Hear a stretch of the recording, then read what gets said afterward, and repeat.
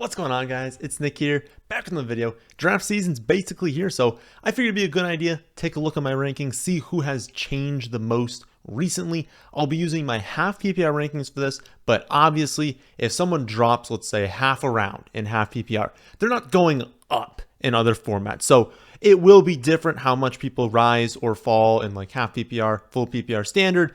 The point is, if these players are going up in one, they're going up in the other. If they're going down, they're still going down in other ones. It's just different degrees. Also, when I say like 312, that means round 3, pick 12. Just want to make sure we're clear on that. So like 411 means round 4, pick 11.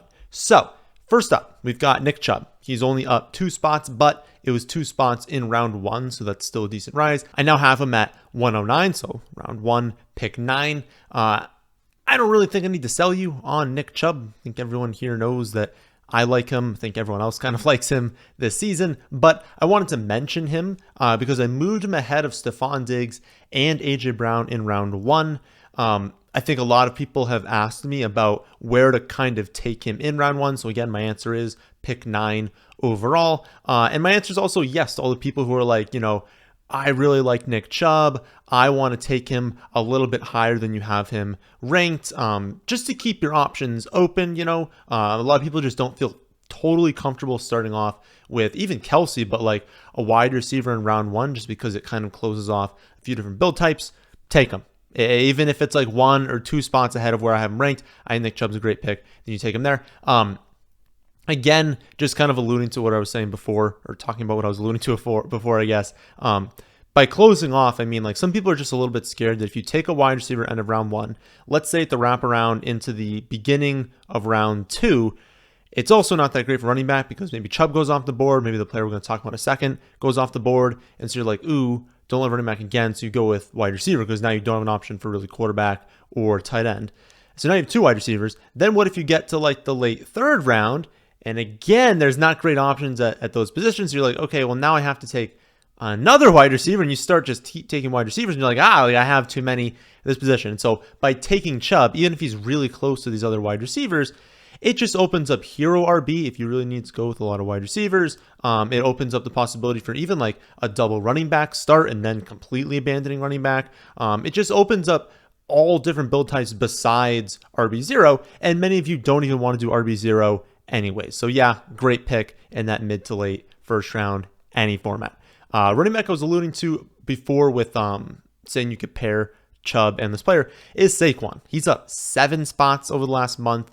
Now ranked at pick 112, right where he goes basically on all sides. So I could have even said ADP there. I think his ADP is like 11.6 or something like that when you combine everything, but around the 1-2 turn. And I was thinking about turn picks the other day because some of you asked what my favorite spot of the draft is to draft. I still think it's a top 3 pick, maybe top 4 pick. But I was thinking about the late first round, and I was like, the late first round also isn't bad. I think this is a year where some years there's just dominance at the top and you need that. Some years it really is back heavy to where it's like there's so many similar picks that you just really want to be last and grab 2. I think this year is actually a very even year where, you're not going to win or lose your league because you got pick 2 versus pick 7 versus pick 12. You can build a very, very strong team from any point in the draft. So I really wouldn't worry too much about what pick you get. But I was thinking about the last pick, or like, one of the last 2 picks in a 12-team league. And I was like, people that have that pick have the opportunity potentially to get Nick Chubb and Saquon Barkley. And that opens up so much upside. Like, especially what if Mark Andrews fell to you at like the 3-4 turn? You pair that with some wide receivers, like in round 4, 5, 6, you get wide receivers. Maybe round 5, a really good quarterback is there. It's like, it just opens up a very, very strong build. And so if you can get that, you can get Chubb and Saquon at that turn. I think it's a really good start. But yeah, I moved him up obviously because the contract situation is completely resolved now. Just, understanding that once that was out of the way, it's going to be a good offense. He's going to be the focal point of the offense, with Darren Waller there obviously as well, but focal point of the passing offense plus running offense. When you just combine all the touches he's going to get, it's going to crush everyone else on this team. And you look at the depth chart for running backs, there's no one. I mean, there's no real talent behind him. Locked in workload, huge ceiling. Love him this year. A little bit later, Deebo Samuel dropped him down 3 spots to pick 36, so that's the 312. For a number of reasons, I would say Like, not talent, I would say. Like, I love Deebo as a player. I think he's more talented than a lot of people give him credit for. I would just say it's like situation, right? You start looking at that pick, and I was just getting a little bit hesitant not having him at the turn, because where I have someone ranked, right, 312. Well, that means the earliest you should be drafting him is 312, meaning that many times if you're using the rankings and you get him, you're probably getting him at like 402, 403, somewhere in that sort of range. But yeah, it's like they've got Ayuk, who's apparently taken a really big step this offseason, having a really good year. That's pretty high target competition. But then you add on Christian McCaffrey, you add on George Kittle, and you're like, what is the ceiling when everyone's healthy? And it's sort of tough to see it in round 3. If he was going in round 5, round 6, like Brandon Ayuk is, you get that, right? There's a lot less opportunity cost every single round you advance, especially past round 3. The top 2 rounds are definitely the highest, but round 3 still has a very high opportunity cost. And so by taking him where I had him ranked, I wasn't in love with it. I thought there were just very few outs at that point. Needed to be efficient, needed to stay healthy, needed to have a really, really strong season, and needed basically Ayuk not to break out. And I think because I kind of think Ayuk's going to have a breakout season, it doesn't feel like there's enough volume to rank him in the mid-third, so we're dropping him down to the late third, and you'll probably end up getting him in the 4th if you use the rankings. Next up, Dameon Pierce up around to pick 46. That's the 410. It'll surprise no one that I like Dameon Pierce. I loved him last season, liked him all this year. But I feel like I keep moving him a little bit higher because I keep looking at the projection. I'm like, yeah, he could go over this like pretty easily. That's where I fiddle around with things sometimes. I see some hype and I'm like, all right, let's do a deep dive into these projections.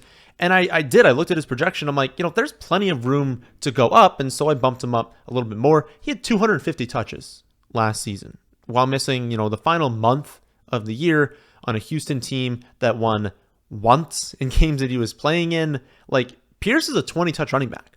And when you start to wrap your head around that, like, he had more than 20 touches per game last season. I think that can expand this year, but should be around that number, 20 touches per game. And you think about, okay, who's going around him? It's like Aaron Jones isn't a 20-touch running back, and he goes around earlier. Miles Sanders could be, but we don't really know. Alexander Mattison could be, but I sort of doubt it. Cam Akers could be, but I kind of doubt it with him as well. It's like you walk through running backs in a general range around where Dameon Pierce is going, and you're like, none of these dudes are 20-touch running backs, because that's hard. It's really hard to command 20 touches in the NFL every week. And yeah, I understand that, like, well, he's on a bad team, and that's why he's going further down. But 20 touches is 20 touches. Like, you're still getting a locked-in workload, even if you were extremely inefficient with those touches. That's a lot, and that gives you a high floor and a high ceiling. And I looked at the projection as well. I was like, okay, am I over-projecting the touchdowns?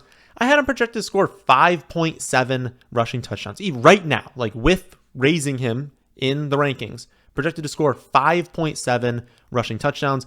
That's what he was on pace for last season on offense that was definitely worse than it will be this year. So, I think he's a very strong pick in a redraft league in the late 4th round. I don't know the exact pick on Underdog. I want to say it's pick 67, 68. Phenomenal pick there. I keep taking him in that spot. But yeah, no matter what the format is, I had to move him up. He's a great pick. Darren Waller also up almost around 11 spots to pick 62. But honestly, before I hit record, I did it. So I was kind of thinking about this. That's a 602, by the way, early 6th round. Before I hit record, I was thinking about where I had him ranked. And I was going to tell you that I have him just behind Pitts. So ahead of Kittle, ahead of Dallas Goedert. Basically because we don't even know the ceiling. Like, we know the floor is locked in. He's going to get a ton of targets. But we don't know his true ceiling. And I feel like that's really exciting with Darren Waller. But what I'm expecting is around 100 targets this season. And even looking at the projection before making this, I saw 98. And I'm like, okay, that's very reasonable to expect. And it was putting him 1 point behind Kyle Pitts as a tight end 5 at 98 projected targets. And so I'm thinking about it. I'm like, no, we're going to do it. I gave him the 100 targets. That was enough to bump him up over Kyle Pitts. It's barely, but at this point, I just feel so strongly about it. We know that the passing volume is going to be way higher for the Giants than it is for the Falcons. I honestly trust the Giants offensive coordinator a little bit more. And again, we don't know the true ceiling of Darren Waller. Like, we know that Kyle Pitts has to compete with Bijan, has to compete with Drake London on a low volume offense. We know that's the case.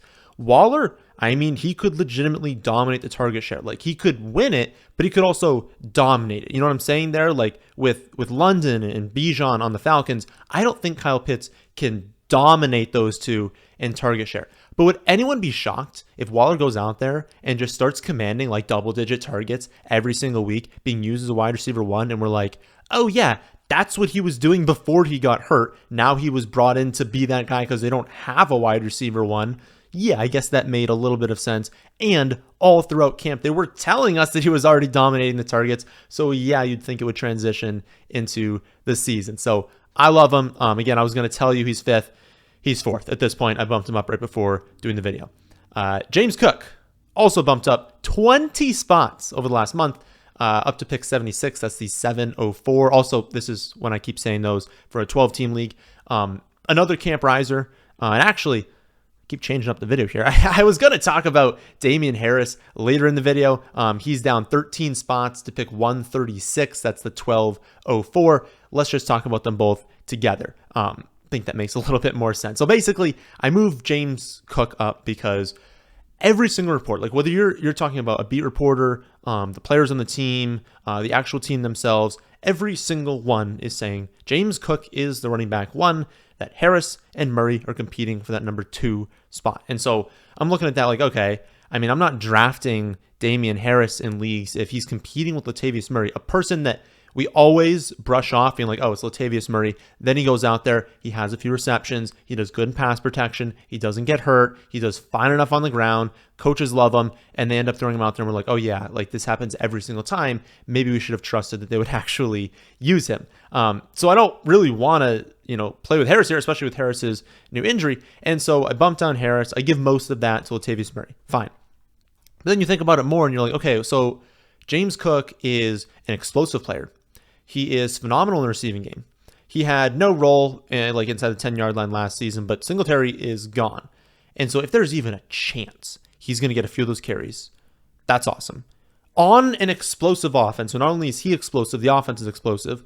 On a very high scoring offense, it's like you start checking all these boxes and you're like, what? Is everyone scared he's only going to run for like 1 touchdown and that's why he's so low? Like, give him 6 or 7 touchdowns and this dude is incredible in fantasy. And so I just started thinking about that and I'm like, there's no way I can have him even close to ADP. I really just need to stay ahead of ADP on James Cook because I want you guys to draft him in as many leagues as possible. And again, going back to Harris, it's like the opposite. It's like if he's fighting with Murray, if he's already injured, if he's not even a player I was like super pumped with to begin with, I don't want you guys getting him. So I think I'm 2 rounds behind ADP now. I'm going to stay that way. Sticking with the same team, a lot of Buffalo Bills changes recently. Gabe Davis, I finally moved him up about 8 spots to pick 82. That's a 710. Bumped him up a little bit because number one, he's having a great camp. He seems to have also improved in the offseason. That was one thing I was concerned with. If you look at the research that Matt Harmon does over at receptionperception.com, he's kind of talked about how like Gabe Davis wasn't a phenomenal route runner coming out of college. He never really proved that he's expanded in that area in his first 2 seasons. And so I've been hesitant to really predict that he will, because how do you do that, right? How do you just say, oh, yep, year 3, he's definitely going to get better at running routes? Like, we just don't know that. And a lot of times I want to see it in a player first. But I think I've seen enough from reports out of camp to be like, okay, even if he's not amazing at running routes, he's probably good enough at this point and like improved enough to where things can get better. And then I thought about it more and it's like, okay, well, also no one's stepping up behind Gabe, right? They've got Shakir in there. He was like fine in like, I think it was OTAs, but he hasn't really done a whole lot. And while that's probably just Kincaid is really stepping into that kind of slot role, none of their backups have done enough to be like, okay, well, Gabe's role is obviously locked in.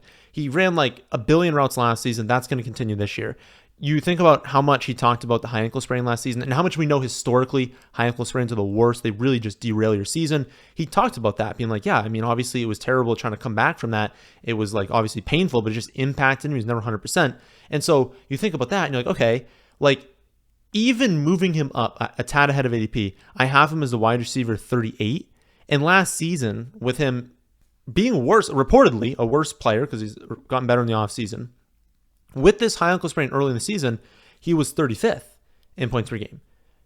Those aren't those the player that I always talk about, like going all in on, right? And so it's like, I don't know. I think I've just been too low on him because it's like great quarterback, great offense, explosive, high weekly upside player who even last season it was a down year, right? Was a worse player, suffered through injury, outperformed his current ADP. Like those are the players we should be in on. And so moved him up. I think he's like not necessarily a target for me right now, but someone that I'm definitely happy getting to. DeAndre Swift, opposite, down 14 spots to pick 97. That is the 901. I was already behind ADP. I just wanted to make sure like no one gets him. And I get the one out is that Penny doesn't make the team. And it's an out that I think people aren't fully accounting for. Like there's a realistic chance that Rashad Penny does not make the team and that they roll with Swift, Gainwell, Boston Scott, Trey Sermon, and then might have someone else. I mean, they'd only activate 3 of them each week, but might have someone else as well. But point being that he's like kind of out of the rotation. And if that happens, this take is going to be really, really bad, right? But I don't think it will. I think Penny's kind of proven that he's a good enough running back to where if he can stay healthy, and they're not going to overload him with touches, so he should have a better chance of staying healthy. If he can, he's going to be a very important piece of this offense, someone they can give like 10 carries to each week, and he can produce really efficiently on those carries, but they just won't overload him. I think maybe people look at that, I don't know, and they like kind of disregard Gainwell, and they're like, well, Swift's going to be involved in the receiving game, and he's going to get carries, and maybe he's using the goal line. It's like, I get liking that possibility, and it could happen, but this is at best a 3 running back committee. They are not going to feature running backs. It's going to be a 3 running back committee. Swift in camp is last among the 5 running backs in carries. They're not using him as running back. They're using him in the receiving game. And you're like, oh, okay, well, we like that in fantasy, right? Well, the problem is we like it on other teams, not on the Eagles. Like they don't throw to the running backs that much, and that's not going to change this season. They had good pass catching backs in the past. They're not going to throw to the running backs given how they run the offense, who they have, Devonta Smith, A.J. Brown, Dallas Goedert. They don't need to throw running backs when they have those 3, plus a hypermobile quarterback. It's not going to change. Like they're not going to get many targets to Swift. Only the Bears threw to running backs last season. That is not something that you really want to be at the bottom of the list with the Bears. So I genuinely think just with like how much they clearly like Gainwell and are clearly going to use him in like highly important situations this season. And just given how good I think Penny is, I think he makes the team. I think he gets a good workload on the ground.